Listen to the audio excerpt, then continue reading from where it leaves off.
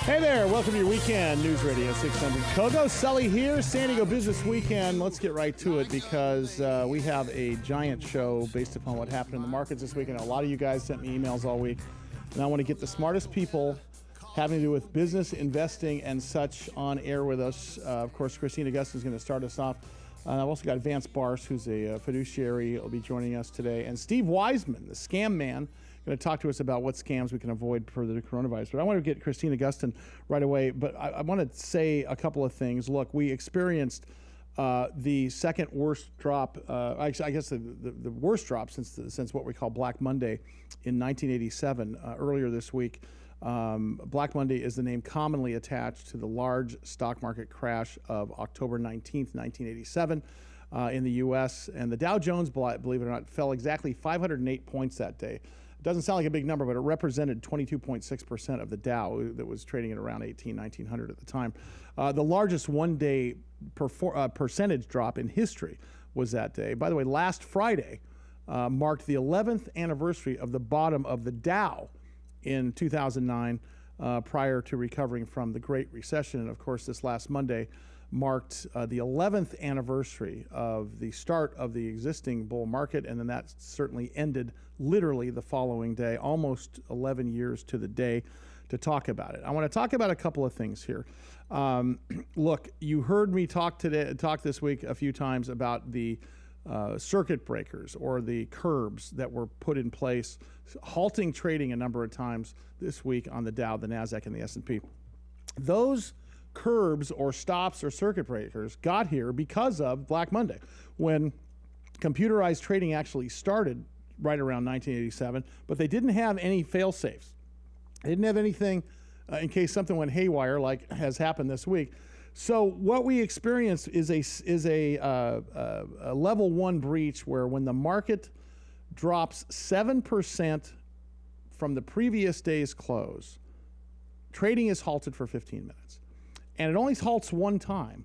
So it resumes after 15 minutes, and it could drop to 10%. It's not going to stop again until it hits the level two breach, which is 13%. And that similarly results in a 15-minute trading halt. If markets ever hit 20%, markets are closed for the remainder of the day. So we saw that happen. Not that we saw the level one breach happen a few times this week. Look, there's a lot more reasons than the coronavirus and what Donald Trump talks about that's causing this market to back up. One of the biggest pieces of volatility in this market right now is due to the oil price wars between Russia and Saudi Arabia. To exacerbate that, the fact of dropping oil is the fact that there was a travel ban put in place, and that's going to hammer airline stocks and hotel stocks and travel stocks. You saw Princess Cruises closing down operations for 60 days, no cruises for the next 60 days. Now, some people might think this is over caution. If you hear the fact that 250,000 Americans were affected with H1N1, or actually were hospitalized with H1N1 just a few years back. We didn't see, quite the reaction we're seeing here. So that's why some people are saying this is a little over the top. What I want you to remember, though, is that the fundamentals of our economy are still largely in place. The number of Americans who applied for unemployment this week fell near a 50-year low once again, indicating that the coronavirus has not yet caused an influx of layoffs so far. The wholesale cost of U.S. goods and services, that's the wholesale price index, producer price index as it's called, biggest decline in 5 years, meaning that inflation is still low.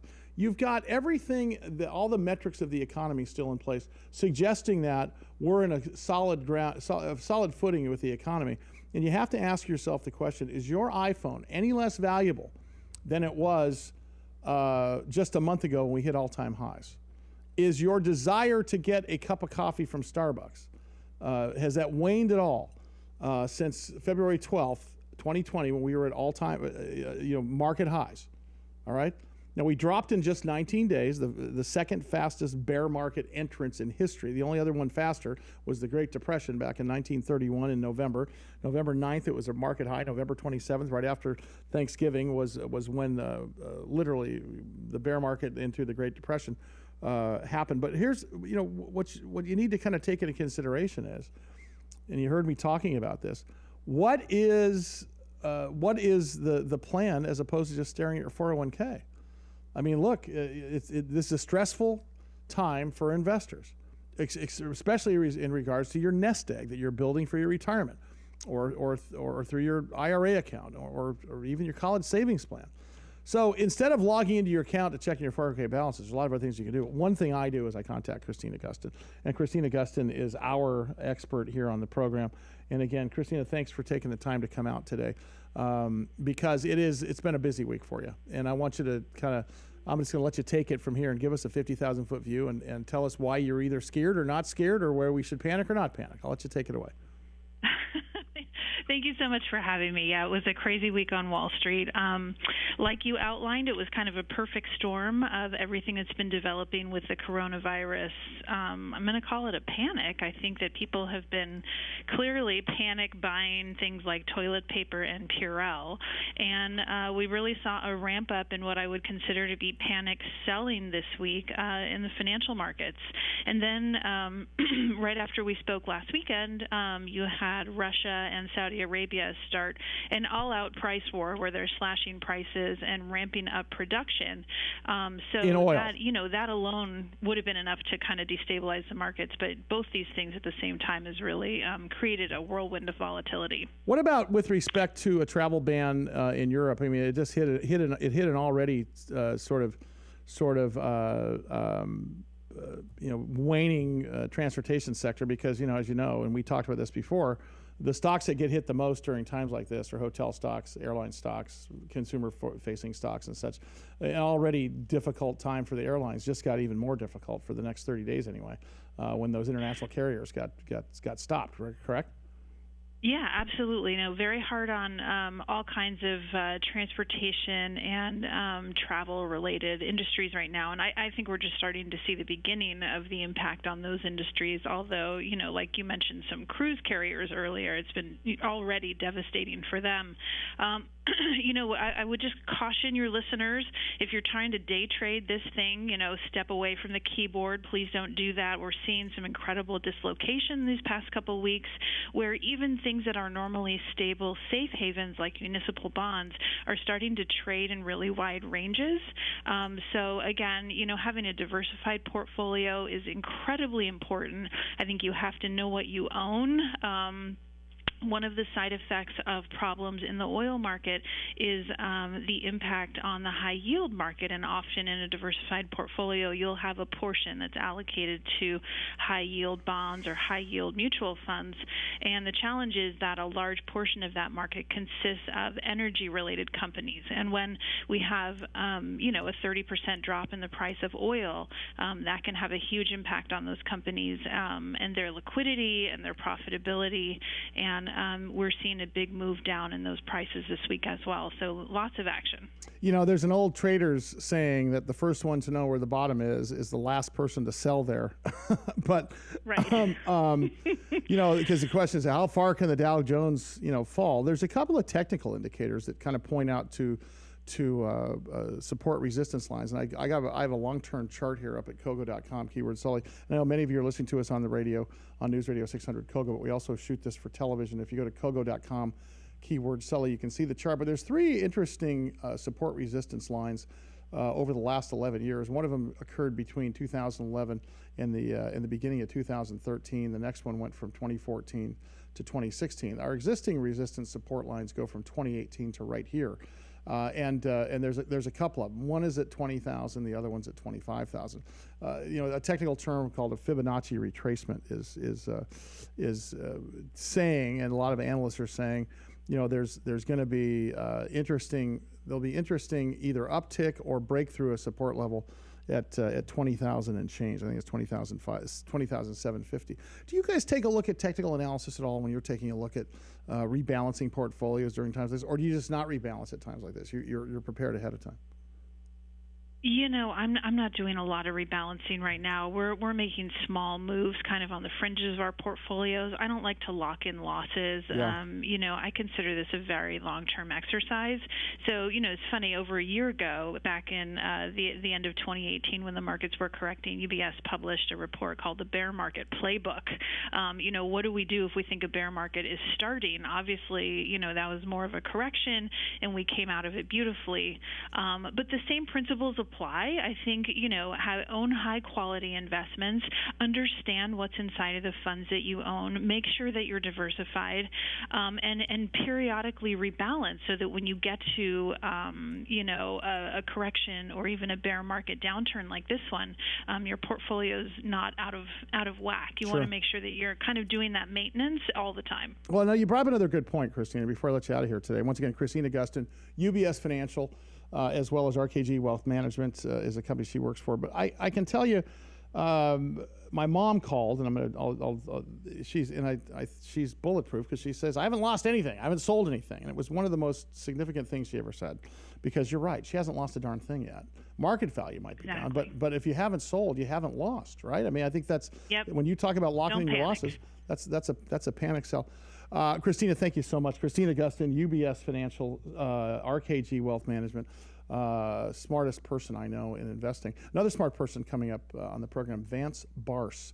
Vance Barse is a fiduciary, which is basically the highest designation you can have as a money manager. Kind of give us some perspective on what the really wealthy people do, what wealthy people are doing, and also what you and I can do just to sort of calm our nerves in places like this. So we'll check that out coming up in just 1 second. San Diego Business Weekend continue. News Radio 600 Kogo. I'm Sully.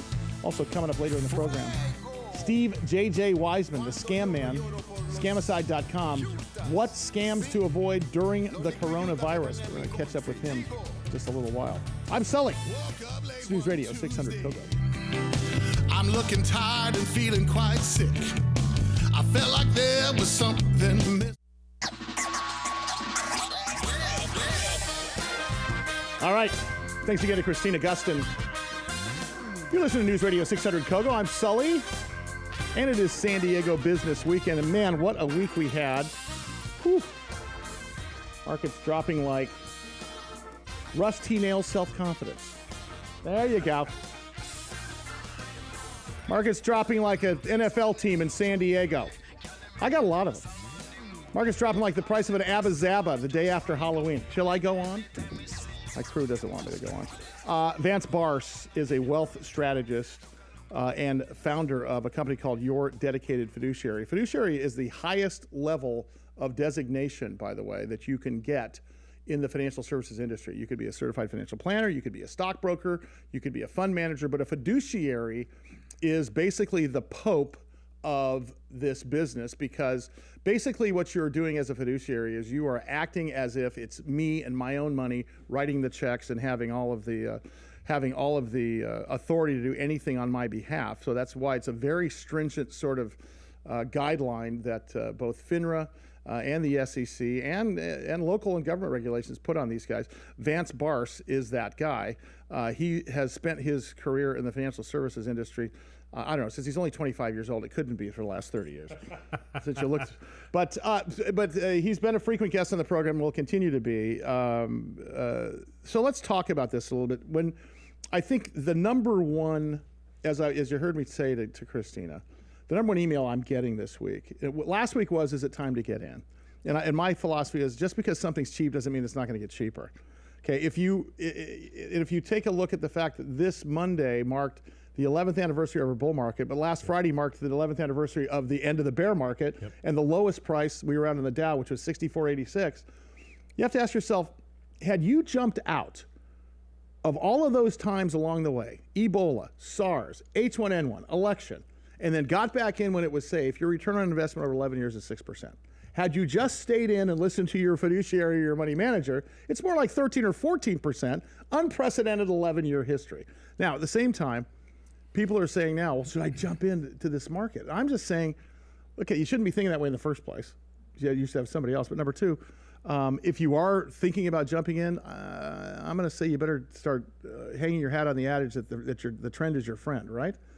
So talk to us about. I mean, you deal with high net worth individuals, but just for the rest of us, how do you manage their expectations and how do you stave off the fear?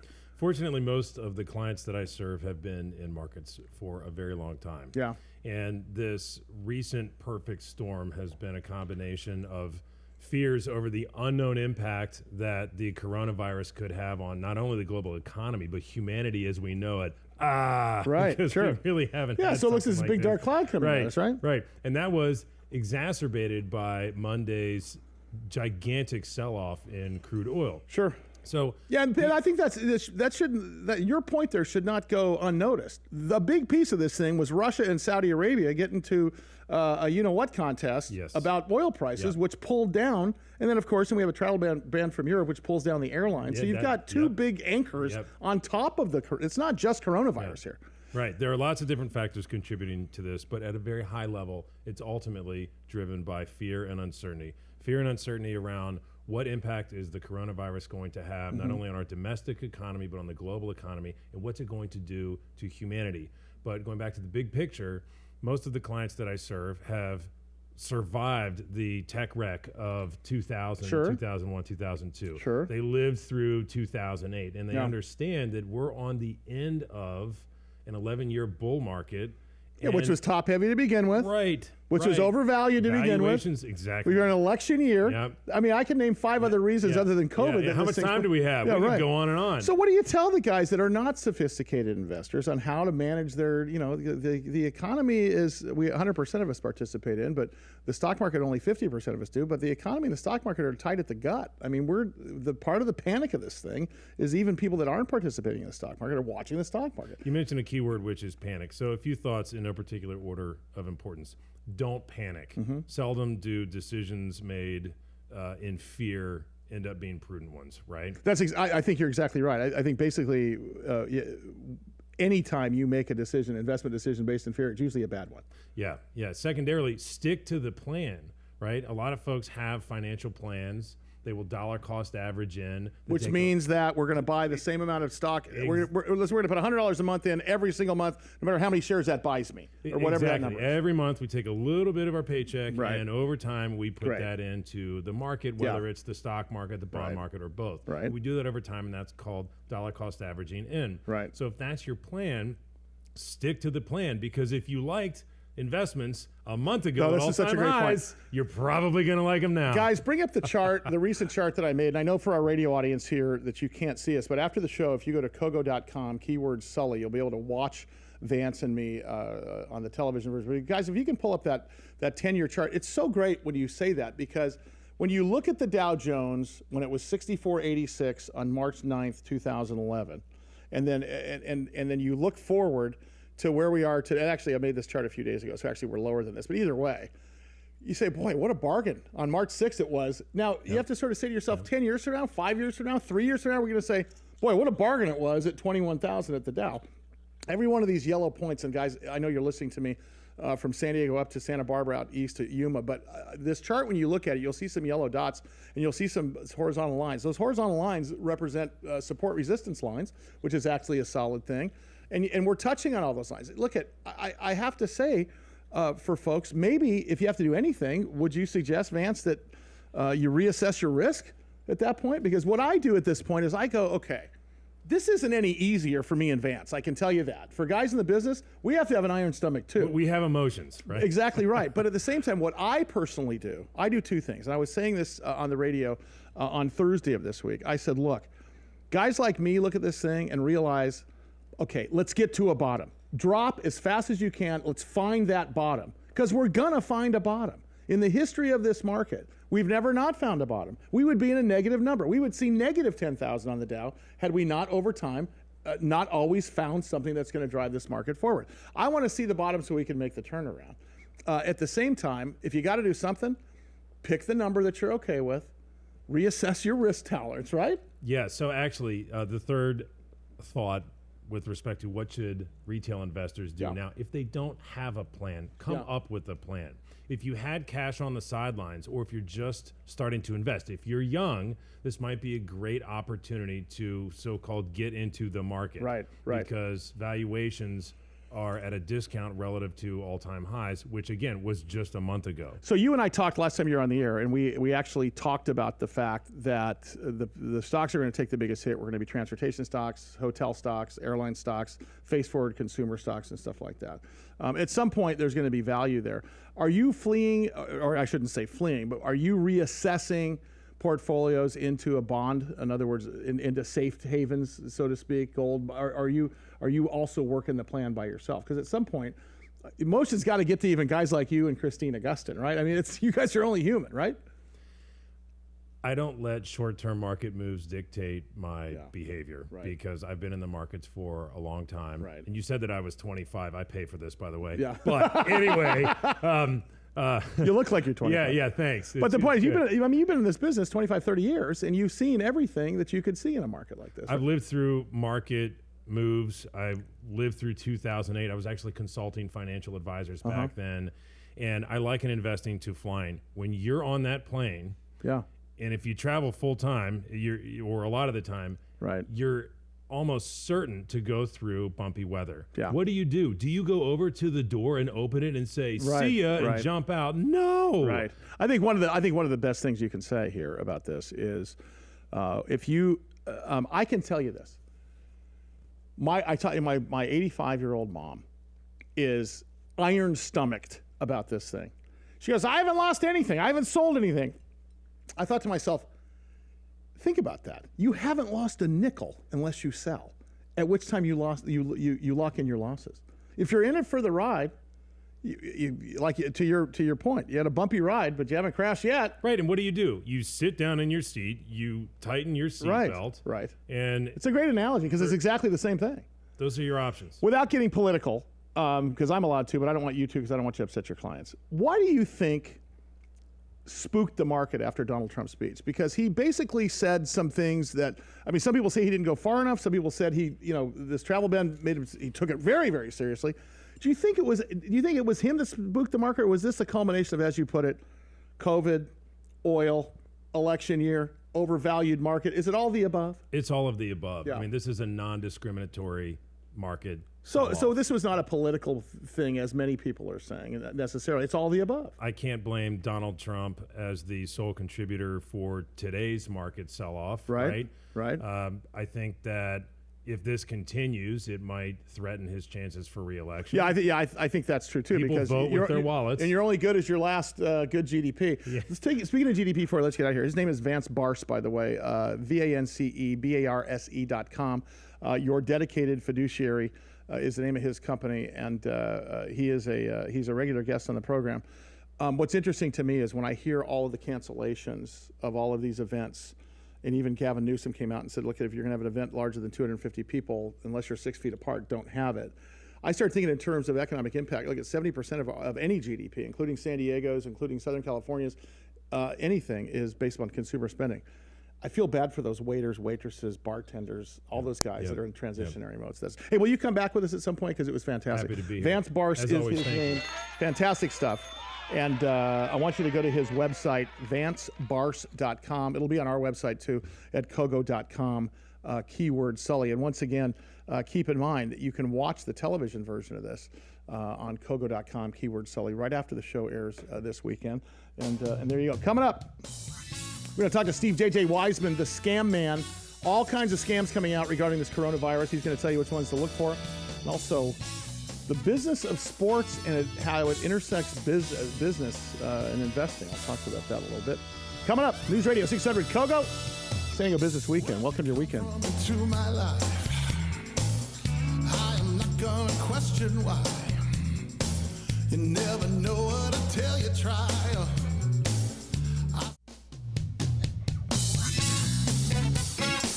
Hey there, News Radio 600 Kogo.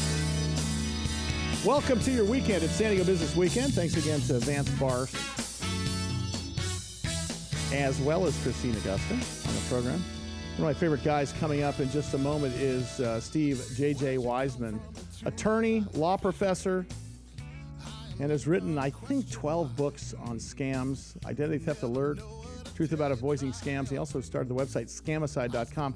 I'll be talking to him in just a second about how you can avoid the coronavirus scams. In the meantime, though, be sure to catch us on KUSI, our new show, with me, Little Tommy, and Rusty Nails. On the air, San Diego, on the air with Little Tommy, Sully, and Rusty Nails, 5 p.m. Saturdays on KUSI. If you can't catch it, you can always catch it online at KUSI.com. You always catch me online here as well at Kogo.com, keyword Sully. Of course, in the mornings, San Diego Morning News with Ted and LaDonna. Good Morning San Diego at KUSI, and The Big Biz Show with Rusty Nails, nationwide, coast to coast. Frequent guest I have on this program is named Steve J.J. Weisman, the scam man, as we've called him. He's been a guest of mine for, close to 13 years or more. Smartest consumer guy I know with respect to scams. And Steve, you started this Scamicide because you basically saw how people were getting ripped off day after day, and you've been able to successfully identify a new scam every single day to put up on your website. This coronavirus brings us ever closer to the nefarious folks that are going to try to steal your money. Let's take this into consideration a little bit. And as a law professor, as a guy that talks with us all the time, tell me what we should be looking for. Oop, I lost you there for a second. There we go. Yeah, the scams that are coming from the coronavirus, I guess, are to be expected, because anytime there is something that gets the public's attention, it gets the attention of scammers. And this one is perfect because there are people that are fearful, that are people that are looking for more information. And so there's a wide variety of scams that are being used. Most prominently, I think, which people are most aware of, is the phishing scam, where you're going to be getting an email or a text message. And some of these emails, they look like they're from the World Health Organization, the Center for Disease Control, and they look like they're going to provide you some good, helpful information about the coronavirus. But if you click on that link, you end up downloading malware onto your computer, and suddenly you're a victim of identity theft, suddenly you're a victim of ransomware. As a matter of fact, what we're going to start seeing, we're just starting to see, is ransomware attacks on major companies disguised as information from the World Health Organization or the Center for Disease Control. So when you think about in terms of these things, are these things coming at us via phone calls, text messages, emails, or is it all the above? All of the above. You've got robocalls that are coming supposedly with information, and then they ask you for information, use it to make you a victim of identity theft. You've got text messages that you're getting emails. However they can communicate, they're doing it. They're really taking advantage of us. One of them that you may find interesting is there's an old scam that's been with us forever called pump and dump. Yeah. And what would happen is the bad guys would find a penny stock, a small cap company, and they would buy up stock in that company at a low price. Mm-hmm. Then what they do is they tout it. In the old days, you would get a fax that looked like it was an insider tip. Who knows why you would trust that fax that wasn't even intended for you. But it tells you that this company has something, and in this case, they say, that's going to be able to treat the coronavirus and new tests and new treatments and all of that. So this is a chance to buy into this company. Now, these companies actually exist. They're not even a part of the scam. They're victims too. So people who buy into this end up buying the stock that isn't going to be doing anything for them in regard to the coronavirus. The World Health Organization has made it pretty clear there are no companies that have anything that's going to help. Price goes up. The bad guys wait till the price rises. They sell their stock. The stock comes down to its real, legitimate, lower level, and people lose a ton of money.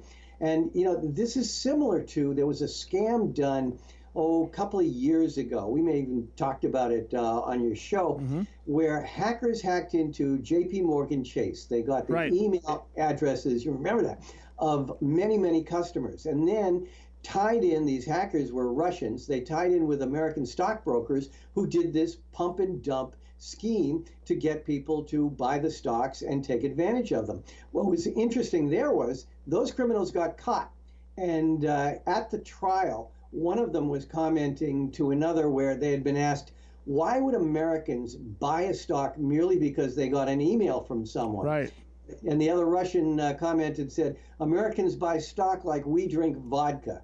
So unfortunately, we've got to learn to drink better and invest better and maybe not invest in things we don't know about. Steve J.J. Weisman is a law professor and author and a consumer scam expert. Runs a website called scamicide.com that I would suggest that you go to. There's a scam of the day every day. There's also a couple of links there on how you can what to do if you are scammed. Steve, let's go through some of the 101 stuff that we haven't talked about for a while, just basically how you protect yourself. You're always prone to say things aren't as bad as you think. They're far worse because you've even taught at prisons and have learned much, as an educator. But there's certain things that we could be doing, not just, avoid being stupid, but things we can look for. One of the things you taught me, and my daughters and my parents have both latched onto this over the years, is that if you see an email come to you and it's fraught with spelling errors, even though it looks legitimate, it probably isn't. There's a lot of little tips like that. Can you take us through a couple of those? Yeah, and you mentioned, my teaching days at Walpole Prison, which was the maximum security prison here in Massachusetts, where the con men there said, back when we were counterfeiters and con men, it took skill. Now any kid can do it with a computer. And a lot of these scams, like you will get in a email, for instance, will have the logos of the companies. They will look really, really good because it's very simple to get. But like you pointed out, a lot of these come from countries where English is not the primary language. And so you will have grammatical errors. You'll have spelling errors. You also look, when you get an email, you look at the address from which it is sent, because maybe this looks like it's something from Chase Bank, but the email address is from an individual or a person that has nothing to do with it. And often that is because the scammers will infect computers around the world and use those computers to send out the email. They call these botnets, networks of zombie computers. So you want to look that up. The other thing is, whenever you get a phone call, you can never be sure who's calling you. So your caller ID can be tricked by a technique called spoofing. So it can be made to appear as if it's coming from the IRS or the local police. And so you can't trust a phone call. If anyone on a phone call ever asks you for personal information or to pay for something, you can't trust it. You've got to confirm yourself. So you never trust those things. Hey, before I let you out of here, from coronavirus straight to tax time, we're going to go. We have there's probably going to be an extension on the April 15th filing date. But anytime there's tax time, it also opens up wide open for scammers to come at us. Talk a little bit about that. Yeah, some of the biggest scams are IRS-related scams and income tax identity theft. Someone files an income tax return using your Social Security number and a counterfeit W-2. They get the refund. You get to wait close to a year to try and straighten yours out. So, one of the things you want to do is file as early as possible. But you also pointed out the fact that it does appear we're going to get an extension of the IRS filing deadline. So people are going to be receiving emails, text messages, phone calls purportedly from the IRS, but they're going to want to confirm some information from us, or they may be seeking some kind of a penalty.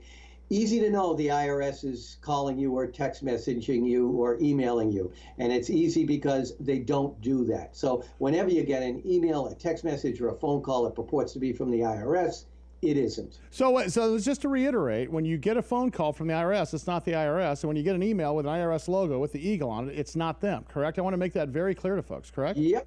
Abso-blank-and-lutely. Yeah, and it's basically through mail only or a personal visit, correct? Yeah, and that's it. And here again, you mentioned personal visits. The IRS just announced about a week ago that they were going to send out agents for personal visits to people who they've contacted by mail previously. But then they'll have unannounced visits for people who hadn't been filing. And then the IRS said, well, they'll have two forms of ID, so you can trust that. Well, I don't trust that. It's easy to fake the ID. Well, and let's talk about that for a second, Steve, because that just came out a couple of weeks ago, where the revenue agents are going to go out for people who haven't filed their taxes in several years that they've sent several letters to. Yep. And they're going to come out and say, look, we got to get this worked out. They're not coming out there with guns blazing, but they're coming out there to get it resolved.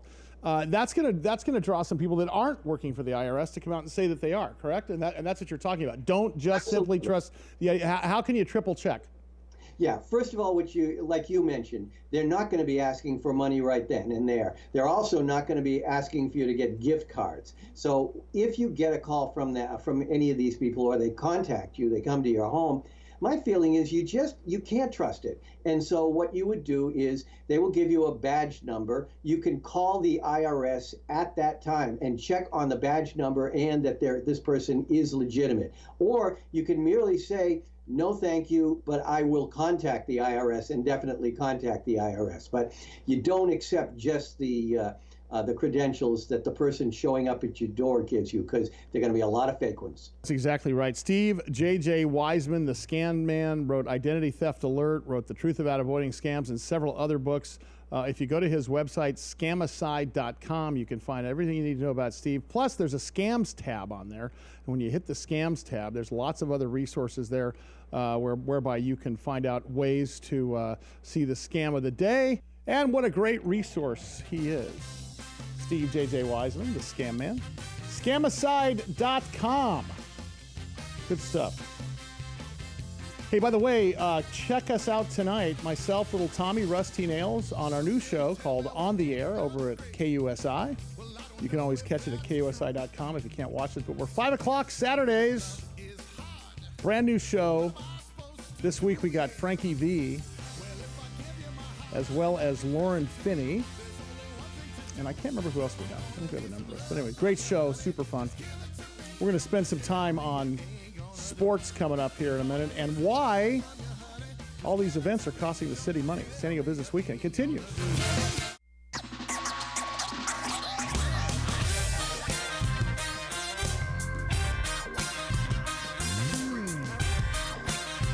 All right, welcome to your weekend, San Diego Business Weekend, News Radio 600 Kogo. A lot of smart people on the air with us today. And the smartest of all, my good friend Mike Costa. XTRA Sports 1360, Fox Sports San Diego. Every morning I get to spend time with this man on the San Diego Morning News. Mike and I don't know if you know this, go back 25 years. We actually hosted a business of golf show, or Mike, do you remember exactly what we hosted together? I don't remember what that was. I know there was golf involved though, was there not? Yeah, I think it was something called Let's Talk Golf. It had that really catchy, edgy title of the show that I don't think anybody had ever heard before. That's and exactly it was right. sponsored by one of the local golf courses, and we literally got on the air and just kind of talked golf. Yeah, it was a long time ago, and thankfully you and I made our way through that show and are still on the air out of that. So succeeded in spite of it is what they say. Yeah, that's exactly right. So listen, obviously we got the news yesterday. Mayor Faulkner talked about the fact that we have a state of emergency in the city, which opens up not only state funds but federal funds. And as a result of that, it was said that 250 people is the max that any event can have congregate. And before that, you guys over there at XTRA Sports 1360 Fox Sports San Diego were talking about the fact that March Madness canceled, NBA put on hold, and you guys were really the tip of the spear talking about mass events. Give us an overview, Mike, about really what has been stopped so far due to this coronavirus thus far. We're right now in the middle of a weekend where we really don't have any sports.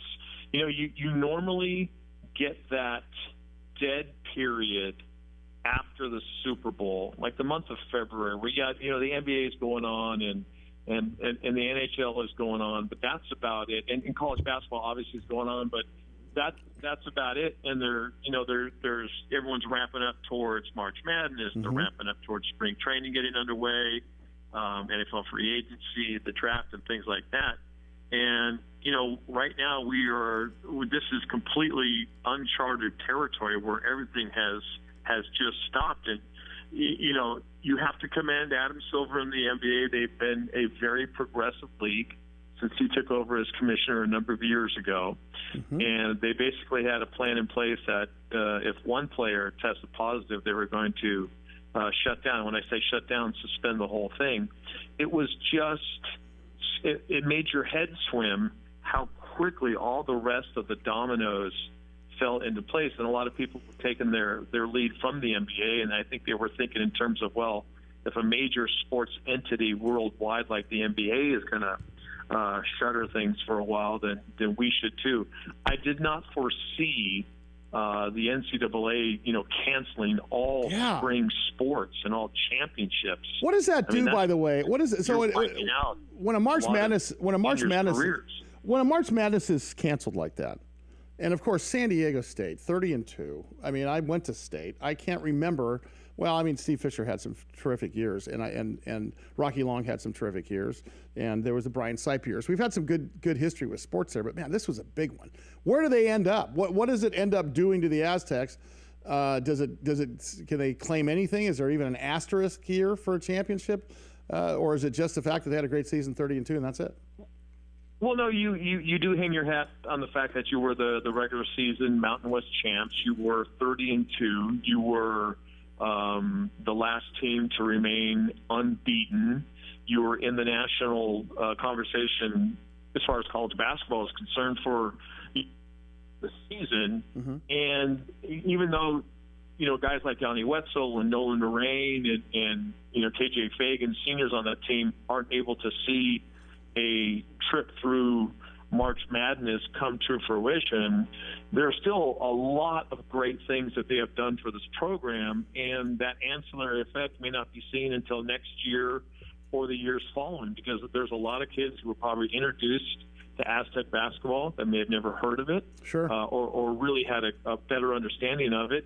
And that's a kid out there who might be a 3-star, 4-star, 5-star recruit who's sitting there going, hey, I want to go be part of that atmosphere of Viejas. I want to play in front of the show, and I want to play in front of sellouts, and I want to get on the national stage. So it's that type of effect that we're really not looking at right now, but possibly, not possibly, but should be the effect that these guys have on this program. Yeah, you and I have talked about this before, not only in the hallways at iHeart, but on air, that look, and I think was on the air with you at one point over there at 1360 as a guest, talking about the economic impact of tourism in San Diego. And the Charger football team, in my mind, was not as much about having a winning football team, although that was a nice deal, but it was what it did for tourism here in San Diego, that every Sunday, Johnny Lunchbucket sitting in Green Bay in November in negative 13 weather is watching us in 68-degree weather and those sweeping views of Coronado Bay Bridge and the Torrey Pines glider port. It was a 2.5-hour tourism commercial for San Diego, and we spend $20 million, believe it or not, per year trying to attract tourists to come to San Diego, because our economy, our number 2 market driver in this city, is tourism. And why that's so important is because of TOT tax. When I say tourists come, stay in our hotels, they pay a transit occupancy tax just like you and I do when we go out of town and stay in hotels.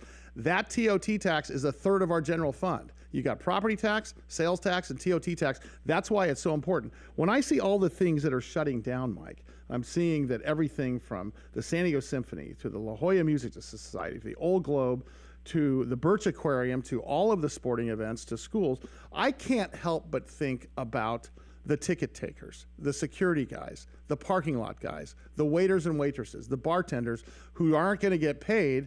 And of course, 70% of our economy is based upon consumer spending. Is there any sort of thought on this is just a pause, or is everybody in the sports? Because look, you guys affect tourism as much as you affect the local economy, maybe more than anyone in the sports side. What are the thoughts? Is this going, without knowing the end result of coronavirus, are the thoughts that people are just wiping out the whole season, or is it, as the NBA owners have suggested, let's reassess this in 30 days? Is that the way across the board, you think?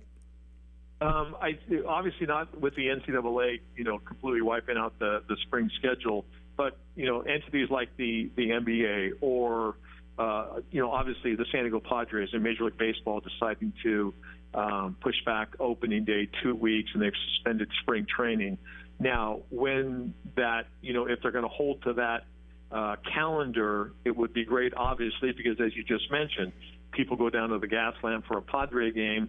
They're just not eating and drinking inside Petco Park. They're going to all the restaurants, and they're going to all the areas there in the Gaslamp. Out-of-towners are staying in hotels, things like that. So from what we have learned so far, Major League Baseball, it's just a suspension of play. It is just a postponing of opening day. I have not heard anybody talk in terms of they're ready to wipe out a complete baseball season. Good. Before let's get out of here, Mike, have you been able to talk to any athletes from spring training and such that they've given any react to this thing? Because obviously, kind of an odd sort of state of affairs having to play in front of no stands or nobody there. What's been the general commentary?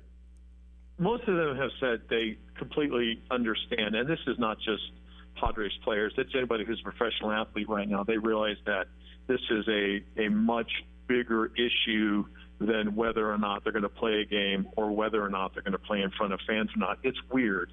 The optics of it, the auditory experience right. If you're walking out onto a baseball diamond and there's nobody in the stands, that's strange. But you buckle down, keep your eye on the prize, and you play the game. But I think universally, the athletes realize, anybody in sports ownership realizes that this is a situation that, A, we don't have any control over yet, and B, they see the bigger picture. Let's get people well. Yeah. Let's get people right. And then that in turn will make our sport right again. Well, and that's the right message, right? I just think maybe it's less pressure on these guys, right? I mean, you're there every day. You watch these guys. You've been up close and personal. You know a lot of these athletes. Maybe it's less pressure when there's no fans. Maybe they can actually be better, do better at their sport. Maybe it's great just playing at the top of your game against somebody else who's at the top of your game without the pressure of media and people actually watching. I don't know. It'd be interesting post coronavirus to actually have a chat about that with some of these guys who actually whose seasons did go on, or at least limited, in front of no crowd. Yeah, I think we can all agree that we are probably in the midst of and taking part in what would be the greatest 30 for 30 ever on ESPN. Sure. Just how the world dealt with. I mean, this was a meat cleaver stoppage. Like, boom, it has stopped. Yeah. And I think there's something to that. I'd love to see what a golf tournament would be like if just the golfers were out there, if that would make the nerves any less because of no huge salaries, that type of thing. Yeah, well, it's certainly a time for us to come together while staying apart, I think is the way to think about this going forward. Great way to put it. Mike Costa is one of my favorite guys in the whole world. XTRA Sports 1360, Fox Sports San Diego. I get to see him every single morning. Mike, thank you so much, but I appreciate the time. We're going to have him on as a regular. Also want to get him on the Big Biz Show. But, interesting, because if you go through, and I want to take just a second here to go through some of the events that are canceled. You have Shamrock, Port of San Diego's Picnic in the Park. You've got Pearl Jam concert, the Frozen, which was a Broadway musical that a lot of families are going to go to.